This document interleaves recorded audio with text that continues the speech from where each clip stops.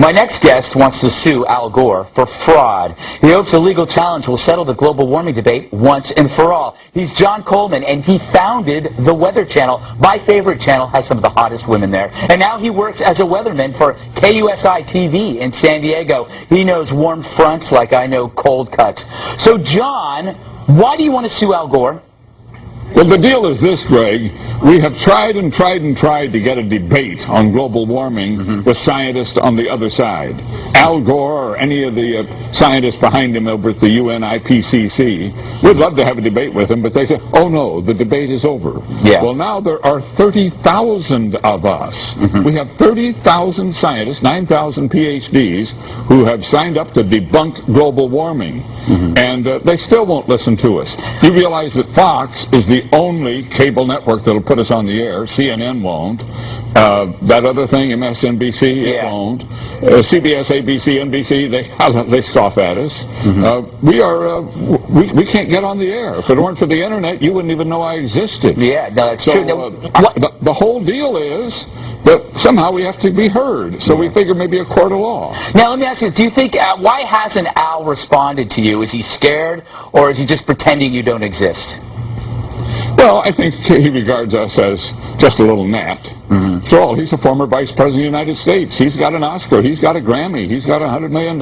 He's got a Nobel Peace Prize.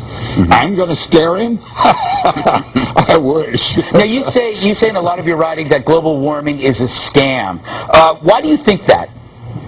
Well, if you study all the papers of the Intergovernmental Panel on Climate Change, if you study everything their scientists have done, it all boils down to a claim that carbon dioxide, CO2 in the atmosphere, put there by our burning of fossil fuels, is going to turn the climate of Earth into an oven, and we're all going to bake and die.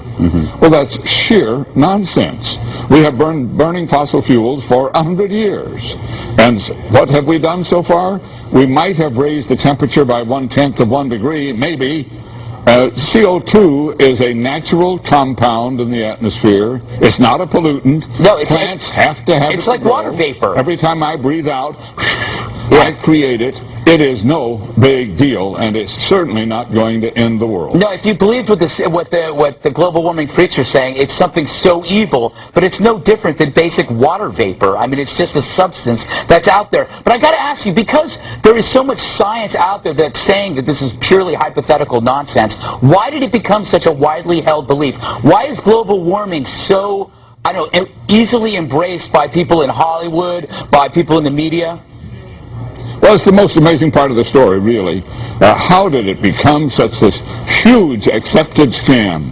I mean, it started off with some environmentalists and some one-world politicians at the UN who had World Earth Day in 1970, and out of that they finally managed to create this IPCC, Intergovernmental Panel on Climate Change at the UN. They claimed, of course, that was had something to do with science. All it was an environmental advocacy group.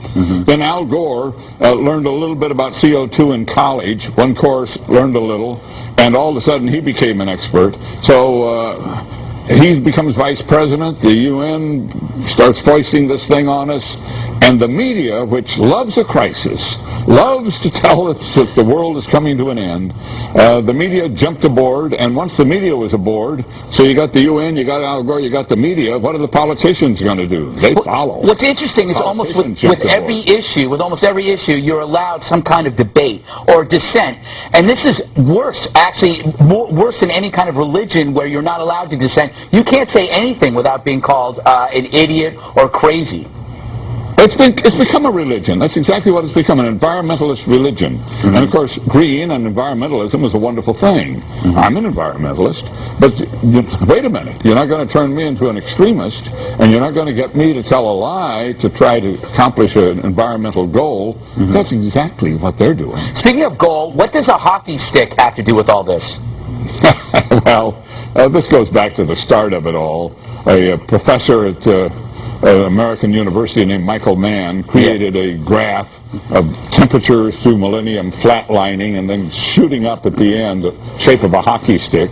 And the UN panel said, ooh, woo, love that. Yeah. And they kind of made it their Bible, and it became the cornerstone of their whole campaign. Now it has been proved, without a shadow of a doubt, to be built on absolutely bad science.